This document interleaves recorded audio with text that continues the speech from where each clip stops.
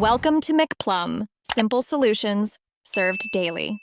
You already have the screen and app bar. Start by disabling the automatic leading widget. Open the Dart file with your scaffold, then in the app bar constructor set automatically imply leading. False. This immediately prevents Flutter from inserting the default back arrow when the route can pop.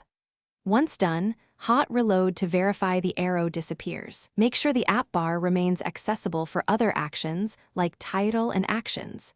You're changing only the automatic leading behavior, not the rest of the bar. Once the automatic arrow is disabled, you may want to provide a custom leading widget or none at all. Use leading, sized box, shrink, to occupy no space, or supply a custom icon button to handle navigation exactly the way you want. If you need conditional display, check modal route. Of context, can pop or navigator, can pop a context and return null or your widget accordingly. Also, make sure the leading width and alignment fit your layout. Adjust title spacing or center title as needed to keep visuals balanced.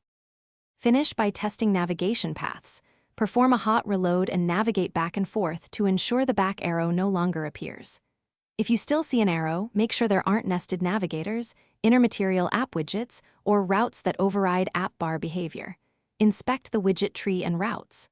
One key troubleshooting tip: if automatic imply leading, false didn't work, search for another app bar or scaffold higher in the tree, or a different route wrapper creating a leading widget, and remove or override it appropriately.